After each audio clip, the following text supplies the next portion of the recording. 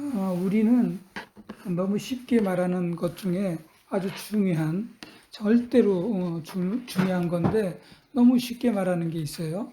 뭐냐면 하나님은 선하십니다. 하나님은 선하십니다. 그러나 여러분의 삶을 한번 돌아보시길 바랍니다. 기도했는데 응답이 없어요. 자, 응답이 없을 때를 한번 뒤돌아보세요. 눈물로 매달렸는데요. 문이 닫힐 때, 그때를 한 번 더 또 한 번 돌아보시고요. 억울한 일을 당할 때, 사랑하는 사람이 떠날 때, 그때도 정말 우리는 하나님은 선하십니다. 이렇게 고백할 수 있습니까? 아마 오히려 우리의 마음 깊은 곳에서는 이런 질문이 올라올 겁니다. 하나님, 정말 선하신 분 맞으십니까? 그래서 여러분, 오늘 설교 제목을 하나님, 정말 선하신 분 맞으십니까? 오늘 설교 제목 속에 우리가 반드시 통과해야 할 믿음의 싸움이 하나님 정말 선하신 분 맞습니까? 이 말씀 속에 들어 있습니다. 누가복음 11장 1절에서 4절을 보면 제자들이 예수님께 이렇게 물어봐요. 주여, 우리에게 기도를 가르쳐 주세요. 왜 이런 질문을 했을까요? 기도를 몰라서가 아니에요. 유대인들은요, 이미 기도에 관한 하는 짱이에요. 보통 기도를 잘하는 분이 나라가 아닙니다. 그러나 그들은 깨달은 게 있었어요. 뭘 깨달았냐면, 우리가 지금 하나님을 제대로 알지 못하는구나. 이걸 깨달았어요. 그래서 예수님은 오늘 기도의 형식을 가르치신 게 아니라 하느님이 어떤 분이신가를 가르치셨습니다. 첫째로 오늘 제목처럼 하나님 정말 선하신 분 맞습니까? 왜 하나님이 선하시지 않다고 느끼고 있는 것일까? 그 이유는 뭐냐면요. 관계의 왜곡 때문입니다. 누가복음 11장 2절을 우리 김서진 어린이가 한번 봉독해 주시면 감사하겠습니다. 2절입니다. 어디요? 2절이요. 11장 2절이요. 네. 예수께서 이르시되 너희는 기도할 때 이렇게 하라. 아버지여 이름이 거룩히 여김을 받으시오며 나라가 임하시오며 아멘. 아멘입니다. 근데 매번 말하지만 우리 서진이 손자는요. 가동력이 기가 막혀요. 너무 잘 읽습니다. 감사합니다. 네. 본문 2절은 이렇게 시작하는 거예요. 아버지여, 아버지여. 기도의 출발점은 요청이 아니고요. 아버지와 자녀의 관계라는 걸 가르쳐 주는 거예요. 뭐 주세요? 출발하자마자 뭐 주세요? 이게 아니고 아버지와 자녀의 관계라는 것을 가르쳐 주시는 거예요.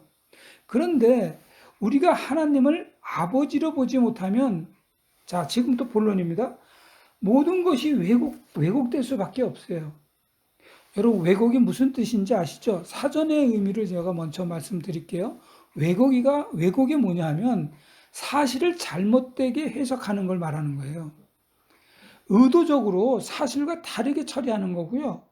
좀 리얼하게 표현하면 날조하는 거예요, 날조. 예를 들을게요. 어린아이가 병원에서 주사를 맞잖아요. 그때 이 어린아이 입장에서 그 의사가 어떤 사람인 줄 아세요? 어린아이 입장에서는 악한 사람이에요. 왜 악한 사람? 아프니까요. 아프게 하잖아요, 자기를. 그러나 여러분, 그 아이의 부모님은 그 의사가 아이를 살리는 사람인 거 다 알아요. 그래서 어린아이가 의사를 어떻게 해요? 왜곡한 거예요. 그래서 우리는 마치 눈을 가린 채 수술을 받는 환자처럼 하나님을 자꾸 오해해요. 어제도 오해하고 오늘도 오해하고 계속 오해하는 거예요. 왜요? 왜곡하기 때문에 그래요. 여러분 그렇지 않아요? 들어왔어요. 네. 수룹바벨이 성전을 건축할 때 이야기입니다. 수룹바벨이 성전을 건축하는데 르흠과 심재라는 이 양반들이 양반이 아니지. 이 놈들이 얼마나 방해하는지 몰라요. 르흠과 심재가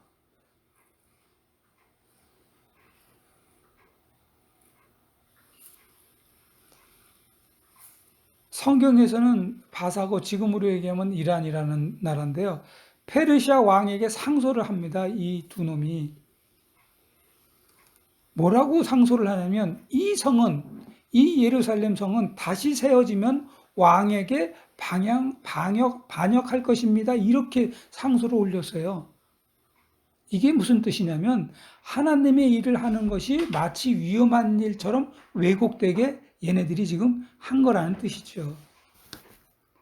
이번에는 느헤미야 얘기를 해줄게요. 느헤미야 때도요, 이제 예루살렘 성벽을 건축하려고 그러는데 산발랏이라는 인간이 나타났어요. 이때는 산발랏도 이렇게 말을 합니다. 뭐라 그러면 이건 더 기가 막힌 놈이에요. 이놈은 저 성벽은 성벽 지어놨는데 성벽 짓고 있는데 여우가 올라가도 무너질 거라고 얘기하는 거예요. 그러니까 얼마나 허술하게 했다는 얘기예요. 이게 무슨 말이냐? 하나님 계획을 아예 조롱한 놈이에요. 이놈은. 여러분, 이 두 인간들의 공통점이 뭡니까? 하나님의 일을 왜곡한다. 그러니까 여러분, 아버지요. 이 말은 하나님은 우리의 적이 아니라 우리 아버지라는 뜻이에요.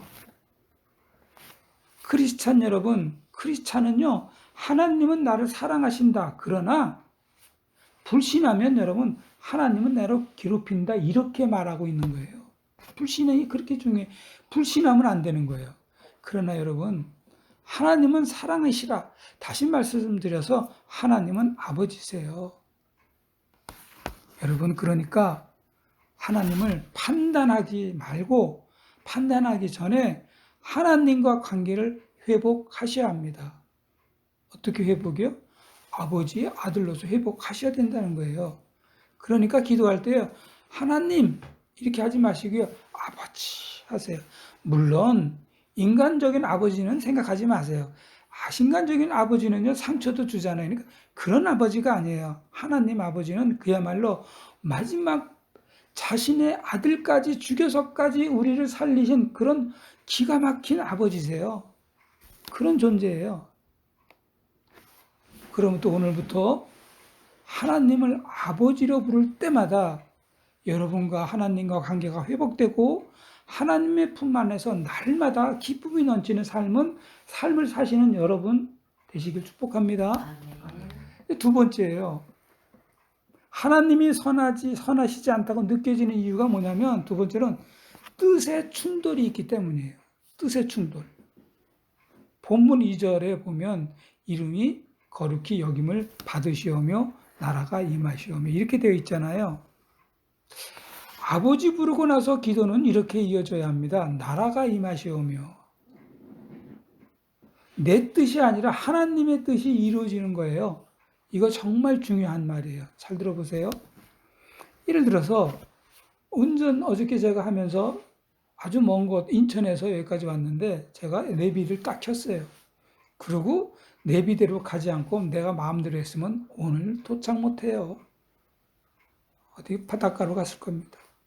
운전자는 내비를 켰으면 그 내비게이션을 무시하고 자기 길로 가면 결코 돌아오지 못한다는 거예요. 우리는 마치 지도 없이 산을 오르는 등산객처럼 하나님의 뜻을 자꾸 거부해요. 우리들은.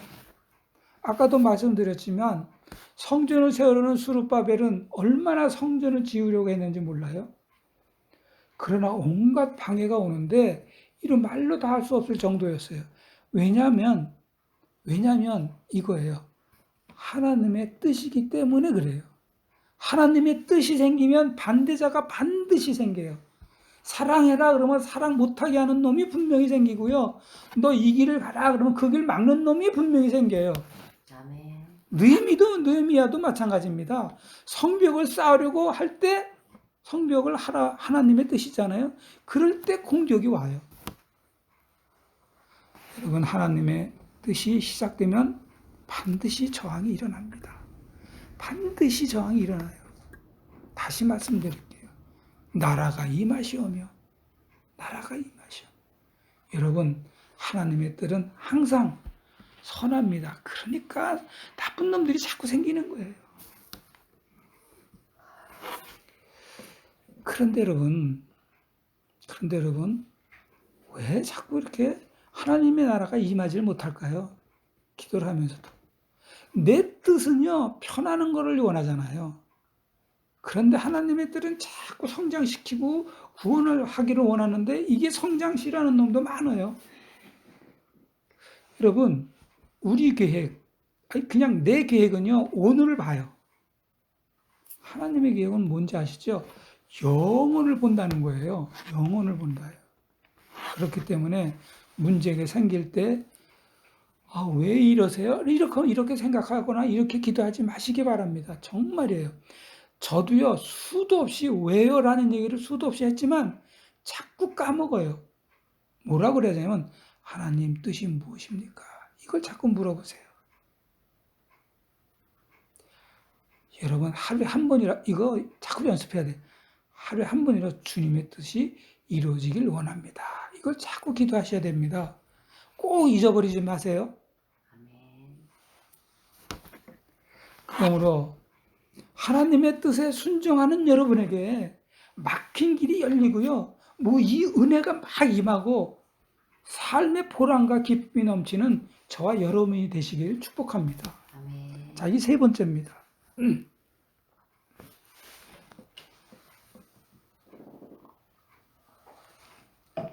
하나님이 선하시지 않다고 느껴지는 이유가 있는데 그것은 세 번째는 뭐냐면 공급에 대해서 불신 때문이에요. 공급하는데 왜 불신할까요? 그런데 인간이 그래요. 하나님은 공급하는데 불신한다는 거예요. 3절입니다. 3절을 우리 김진희 청년께서 하시겠습니다. 죄송합니다. 혹시 뭐 어린이날 말에 꽂혀서 그러는데 몇 절이라고요? 3절이요. 죄송합니다. 우리에게 날마다 일용할 양식을 주시옵고. 아멘입니다. 아멘입니다. 아멘입니다. 우리가 기도할 때요, 반드시 할 기도가 이거예요. 우리에게 날마다 일용할 양식을 주시옵소서. 일용할 양식. 여러분, 하나님은요, 날마다 공급하시는 분이에요. 단 한 번도 실수로도 거르신 적이 없으세요? 만약에요, 하나님께서 까차 싶어가지고 깜빡 잊어버리면 이 세상 그 즉시로 없어집니다. 깜빡 잊으시고 아침 해가 뜨지, 아침 해가 떴습니다. 그랬는데 아침 해가 안 떴다. 우리는요, 그날로 그냥 난리 날 겁니다. 그런데 매일 아침 해가 뜨지만 우리는 그 기적을 어떻게 생각해요? 당연하게 여깁니다. 이거 설교니까 여러분 그냥, 그렇지. 아니에요, 여러분. 아침에 일어났는데요. 아침에는 분명히 떴는데 뜨지 않고 그냥 비가 만약에 2박 3일 내려보세요. 난리 날 거예요. 우리는 마치 이렇게 이미 받은 선물 잊어버린 사람처럼 살고 있다는 거 아시죠? 매일 선물을 받으면서 선물을 잊어버린 사람처럼 우리는 오늘도 예배 중에도 잊어버리고 살고 있습니다. 왜요? 감사함으로 예배 보면요, 지금 정신이 번쩍 나요. 그런데 잊어버리고 살면 설교가 들어오는지 설교가 나가는지 몰라요. 맞아요. 그 선택받은 이스라엘 백성도요, 만나를 받으면서도 불평했던 인간들이 이스라엘입니다. 걔네들이 뭐라 하냐면, 왜 고기가 없느냐예요. 지네들이 무슨 애굽에서 고기를 그렇게 많이 먹었다고 고기 달라고 그러는 거예요. 만나를 매일같이 받는데도 이미 공급받고 있는데도 부족을 느끼고 있는 거죠. 여러분, 일용할 양식 하나님은 지금도 공급하시고 계심을 잘 믿으시기 바랍니다. 그런데 여러분, 하나님을 자꾸 의심하잖아요. 그러면 부족하다고 생각해요. 그러니 여러분 믿으세요. 이미 주셨어요. 그렇게 고백하시는 여러분이 되시길 바랍니다. 자,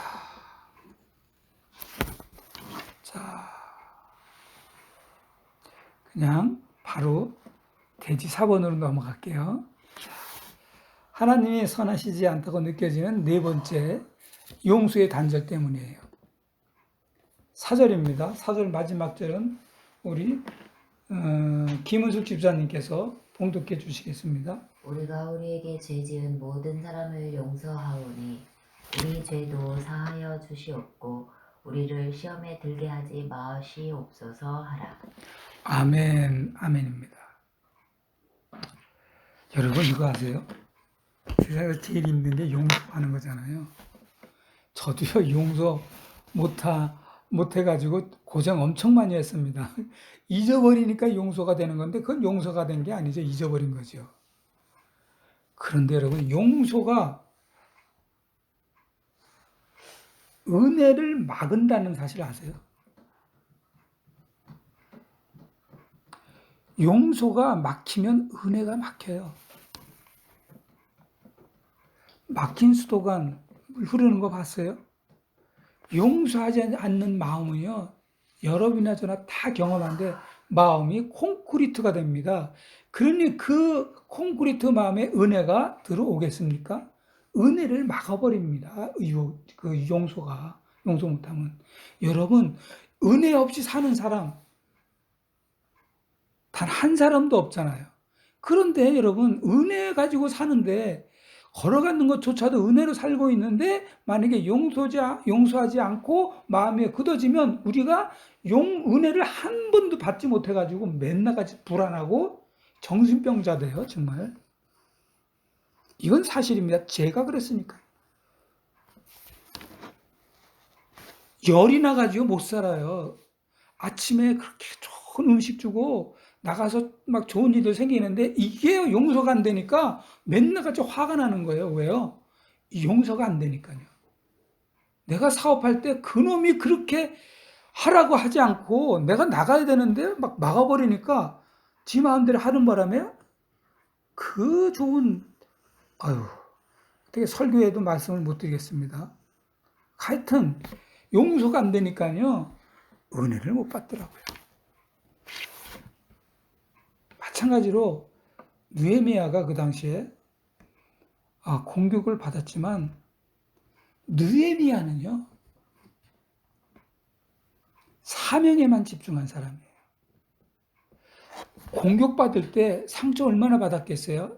야, 네가 진 성벽은 야, 여우가 지나가도 야, 흐물어지겠다. 이렇게 자존심 상하게 만들었는데 이게 지금 성경 말씀이니까 여러분이 느헤미야가 되어 보세요. 네가 만든 거는 야, 종이 쪽지다. 이렇게 하면 상처 받아요, 안 받아요?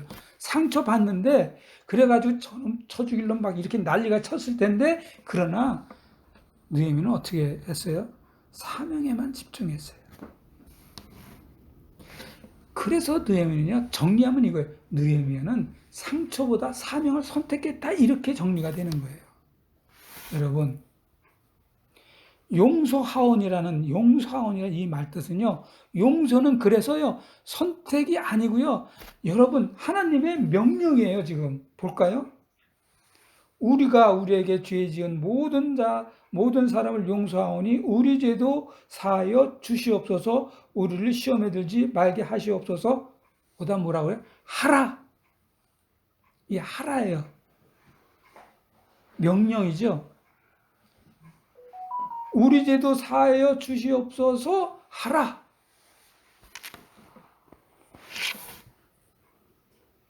소름 끼치게 용서가 안 되는 사람 용서하세요.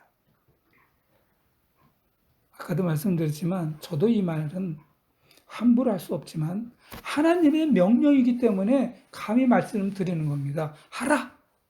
용서하시기 바랍니다. 돌처럼 굳어져 있는 내 마음과 막혔던 은혜를 풀기 위해서도요. 그 사람을 위해 축복 기도하시기 바랍니다. 주님은 분명히 용서하는 자에게 마음의 자유가 임한다고 하셨어요. 용서하셔서 막혔던 은혜가 열리고 자유함도 만끽하시고 삶의 여유와 뜻밖의 건강도 회복하시길 주님의 이름으로 축원합니다. 다 같이 기도하겠습니다. 선하신 아버지 하나님, 어떤 날은 하나님의 선하심에 보이지 않을 때가 있습니다.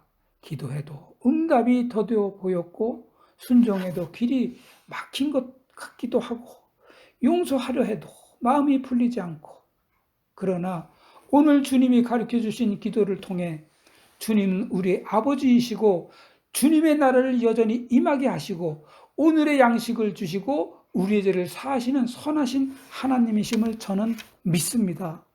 오늘부터 우리가 먼저 아버지를 부르게 하여 주시옵소서. 주의 나라를 구하게 하여 주시옵소서. 일용할 양식에 감사하는 저희들 마음 주시옵소서. 그리고 끝으로 용서하게 하는 기도 반드시 할 수 있도록 하나님 도와 주시옵소서. 그래서 하나님, 우리 모든 가족 성도들의 가정과 직장과 그리고 건강과 그리고 저의 사역 위에 하늘아버지의 그 선하심을 구체적으로 마음껏 부어 주시옵소서. 예수 그리스도의 이름으로 기도합니다. 아멘. 아멘입니다.